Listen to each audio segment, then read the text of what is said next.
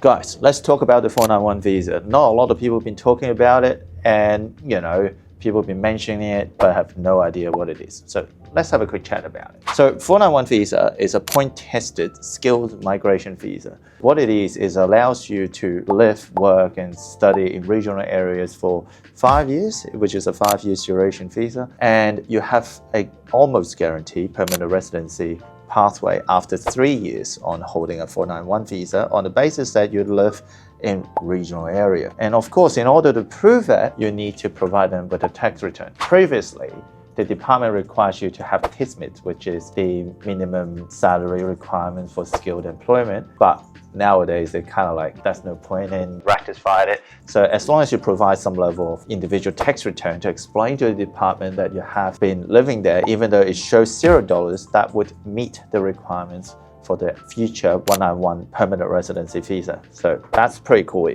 isn't it? So that's that. And as I said, it's a 5 years visa, so you just got to be living in there. And it is a point tester visa, so people have been talking about superior English, CCLs or 90 tests, or getting the husband or wife or a partner a skill assessment, or getting competent English skill assessment, those sort of things. They are all related to the point tested type. So that's number one, which is point tested. The other one, which is very important, is state nomination. So you, apart from meeting the requirements in the points table, you also need to be invited by the state in order to apply for the 491 visa. In order to apply for the 491 visa and get invited by the state, they have a separate set of rules that you have to follow. For example, in New South Wales, they have something called the New South Wales Skilled List that basically set out a list of occupations that they're going to invite people on for 190 or 491. With that, you'll be able to submit an ROI or a registration of interest, whatever that they called in your state, and express your interest to get invited to apply for a nomination, which is something that you need in order for the state to sponsor you. Then you can apply for the visa, so which is a 3-step process. Slightly complicated, I can get it.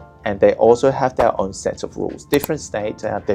For some states, they require you to be continuously living in that state for at least 3 months before they will consider you. Some don't have that requirement. Some requires you to be working in that state in the nominated occupation with a particular employer. So everything is set by that state.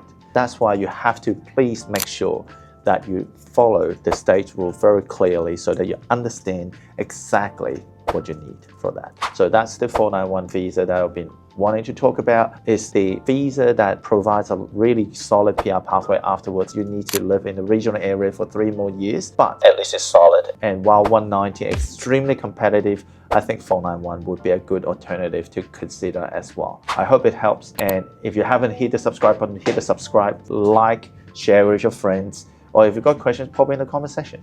I'm Johnny, Migration Lawyer. Follow me. Let's talk about it in the future, and follow for the next. That's the end of this episode. If you want to know more, check out my next one.